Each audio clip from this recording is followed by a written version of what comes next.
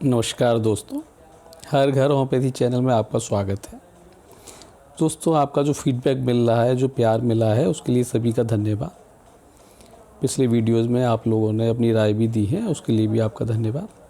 दोस्तों, आज का हमारा टॉपिक है, बहुत ही अलार्मिंग टॉपिक है आज का, वो है हाइपरटेंशन, ब्लड प्रेशर का बढ़ जाना।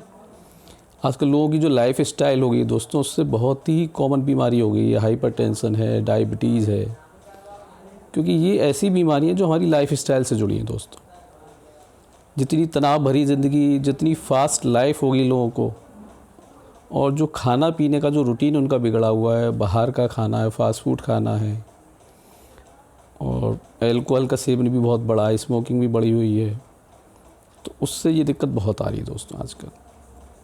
और ऐसे भी मरीज़ हमारे पास आते हैं, हमने देखा है, जो पहले केवल एक ही गोली खाया करते थे, आज उनको 2 या 3 गोली भी खानी पड़ती है बीपी के लिए। तो दोस्तों, दिक्कत वही है, जैसे हमने एसिड वाली दिक्कत में बताया था। लोग क्या करते हैं, इनको आदत बना लेते हैं कि बस एक गोली रोज़ खा ली और हो गया, लेकिन अपना रूटीन नहीं बदलते हैं वो लोग। जिस वजह से दिक्कत आ रही है, थोड़ा सा उस तरफ ध्यान दें। जिन चीज़ों से हमें दिक्कत हो रही है उनको छोड़ने की कोशिश करें दोस्तों, ना कि ज़िंदगी भर उस दवाई को खाने की। जैसा हमने बताया, मेडिटेशन करें, उससे बहुत फ़ायदा आता है आज की लाइफ में। मिर्च मसाला है, तला चिकना है, ऑयली, एल्कोहल है, स्मोकिंग, इनको छोड़ने की कोशिश करें। थोड़ा सा अपना लाइफ स्टाइल में बदलाव लाएं।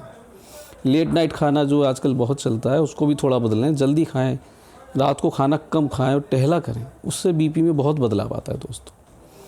जैसे आप जानते हैं दोस्तों, बीपी की एक नॉर्मल रेंज होती है। इसको ऊपर का सिस्टोलिक और नीचे का जो होता है डायस्टोलिक बोलते हैं।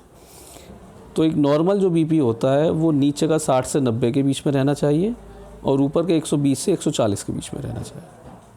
तो ऊपर का बीपी जब 140 के ऊपर जाता है तो उसको हाई माना जाता है, और इसी तरह नीचे का जो डायस्टोलिक है, वो अगर 90 के ऊपर जाता है तो उसको भी हाई माना जाता है। तो उसमें जैसे कारण भी आप जानती हैं, आजकल जो सबसे मेन कारण है, वो एक तो है लैक ऑफ एक्सरसाइज। लोग का घूमना टहलना नहीं है, एक ही जगह बैठे रहते हैं। बच्चों में भी दिक्कत स्टार्ट हो गई है आजकल। तो लैक ऑफ एक्सरसाइज है, ओबेसिटी, एक मोटापा बहुत बड़ा कारण है आजकल। डायबिटीज़ और हाइपरटेंशन दोनों का बहुत बड़ा कारण है मोटापा। उससे लोगों को बचना चाहिए। दूसरा, हमारी डाइट की रेगुलरिटीज़ हैं। डाइट में कैल्शियम, पोटेशियम, मैग्नीशियम की कमी होती है, और बहुत बड़ा कारण आजकल देखने में आ रहा है विटामिन डी की कमी है। उसकी वजह से भी हाइपरटेंशन की प्रॉब्लम आ रही है। लोग अपने घरों में बंद रहते हैं, धूप में छत पे नहीं जाते हैं, फील्ड में नहीं जाते हैं, एसी में बैठे रहते हैं, उससे ही बहुत दिक्कत आ रही है। बीपी बढ़ जाता है उससे लोगों को। तो इन सारी चीज़ों से हमको बचना है दोस्तों। केवल ये नहीं सोचना है कि बीपी अब हो गया तो लाइफ लॉन्ग हम दवा खाते रहें, वो कोई इलाज नहीं है। यहाँ हम आपको बताएंगे होम्योपैथी अप्रोच क्या है हाइपरटेंशन के केस में, होम्योपैथी किस तरह काम करती है। होम्योपैथी में दोस्तों क्या, जैसा हमने पहले भी बताया, कारण के ऊपर मेडिसिन का सिलेक्शन किया जाता है। आपकी जो लाइफ स्टाइल है, उसके ऊपर भी मेडिसिन का सिलेक्शन किया जाएगा। तो होम्योपैथी में भी ब्लड प्रेशर के लिए बहुत सारी अच्छी और इफ़ेक्टिव मेडिसिन है दोस्तों। जनरली हम लोग जो दवाएं यूज़ करते हैं, उसमें ग्लोनॉइन है, क्रिटिगस है, रावोल्पिया सरफेंटाइना है, नक्स वोमिका है, बेलाडोना है, लेकेसिस है, जेल्सिमियम, आर्निका मोंटाना, कॉकुलस इंडिका, और भी बहुत सारी इस तरह की मेडिसिन है, जो मरीज़ों के, हर मरीज़ के जो अपने अपने लक्षण हैं, जिस वजह से उनको बीपी बढ़ रहा है, उसके आधार पर उसका सिलेक्शन किया जाता है। और दोस्तों, यकीन मानिए कि होम्योपैथी में इस तरह की दवाइयाँ मौजूद हैं। अगर आप अपना रूटीन मेंटेन कर लें, परहेज कर लें, तो होम्योपैथी दवा आपको लाइफ लॉन्ग नहीं खानी पड़ेगी। एलोपैथी में तो आप जानते हैं किस तरह की दवाइयाँ दी जाती हैं। एसी इनहिबिटर है, वेजोडाइलेटर्स हैं, बीटा ब्लॉकर्स हैं, कैल्शियम चैनल ब्लॉकर्स हैं, इस तरह की दवाइयाँ दी जाती हैं बहुत सारी। लेकिन उनको भी आप साथ में, लेकिन उनको हैबिट ना बनाइए, उनको छोड़ने की कोशिश करिए। आप साथ में आप होम्योपैथी की दवा लीजिए, अपना रूटीन बनाइए, उनको छोड़ने की कोशिश करिए। क्योंकि आपने अक्सर देखा होगा, एलोपैथिक दवाइयाँ खाते खाते भी लोगों को जो है दिक्कतें पैदा हो जाती हैं। क्योंकि हाइपरटेंशन के खुद ही अपने बहुत सारे कॉम्प्लिकेशंस हैं। पता चलता है किसी की किडनी ख़राब हो गई, किसी को ब्रेन स्ट्रोक हो गया, किसी को हार्ट अटैक हो गया। मालूम पड़ा कुछ दिन दवा नहीं खाई थी, उसमें ये दिक्कत आ गई उनको। क्योंकि आदमी उसमें लापरवाही करता है, वो अपना रूटीन मेंटेन नहीं करता, परहेज़ नहीं करता है। तो अगर साथ में आप होम्योपैथिक दवा खाएंगे तो इन दिक्कतों से भी आपका बचाव होगा। होम्योपैथिक दवा प्रिवेंटिव के तौर पे भी काम करती है। अभी किसी को बहुत ही इनिशियल स्टेज में अगर बीपी की दिक्कत शुरू हुई है तो वो होम्योपैथिक दवा खाए, अपना रूटीन बनाए। तो होम्योपैथिक दवा आपकी उस स्टेज में आपका बीपी बढ़ने से रोक देगी। साल 6 महीने अगर आपने होम्योपैथिक दवा खा ली लगकर तो बीपी तो आपका ठीक हो ही जाएगा, लेकिन एलोपैथिक दवा खाने से जो साइड इफ़ेक्ट्स बॉडी पे आ रहे थे उनसे भी आप बच जाएंगे।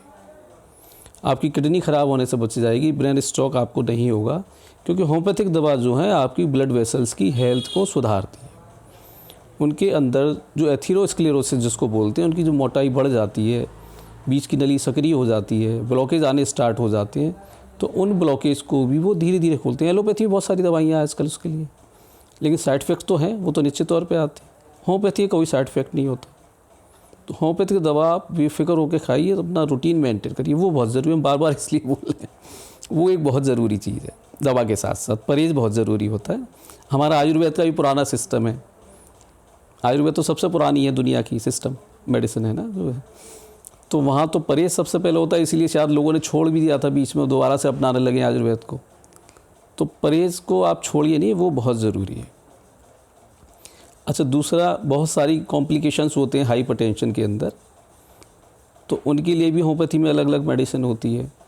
कुछ ऐसी बीमारियां होती हैं जिनकी वजह से भी बीपी बढ़ जाता है, जैसे क्रॉनिक रीनल डिजीज़ है, उसमें बीपी बढ़ना शुरू हो जाता है। उसमें भी होम्योपैथी में अलग अलग मेडिसिन हम लोग यूज़ करते हैं, जैसे कि क्यूरप्रम आर्स, यूरेनियम नाइट्रिकम, ग्लोनोइन, तो उस पर भी काम करती है। एक मेडिसिन है ऑरम म्योर नेट, ये मेडिसिन बहुत अच्छा वर्क करती है। कुछ केस ऐसे आते हैं जिनको कि डायबिटीज़ है, उनमें बीपी बढ़ना शुरू हो जाता है, तो ऐसे लोगों में हम फॉस्फोरस, यूरेनियम नाइट्रिकम, ये मेडिसिन इस्तेमाल करते हैं। कुछ आपने देखा होगा प्रेग्नेंट लेडीज़ होती हैं, उनकी लास्ट का जो ट्राइमेस्टर होता है, लास्ट के 3 महीने होते हैं, उसमें बॉडी में नीचे के पार्ट्स में स्वेलिंग आनी स्टार्ट हो जाती है, उनको यूरिन में प्रोटीन जाना पास हो जाता है, प्रोटीन यूरिया बोलते हैं। इस कंडीशन को कहते हैं प्री इक्लेम्पसिया, उसमें बीपी बढ़ना शुरू हो जाता है।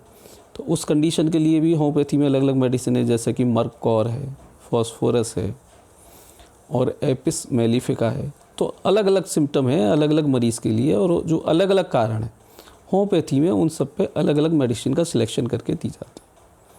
तो हमारा तो यही कहना है कि आप होम्योपैथिक दवा इनिशियल स्टेज से आप लीजिए उसको, क्योंकि अक्सर लोग क्या करते हैं, पहले एलोपैथिक दवा खाते हैं, सालों जब निकल जाते हैं और दवाइयाँ बढ़ जाती है, एक के बाद 2 गोली, 2 के बाद 3 गोली हो जाती है, ऐसे मरीज़ भी आए।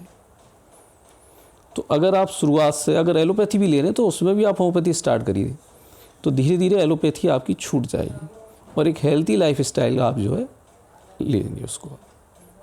धन्यवाद दोस्तों।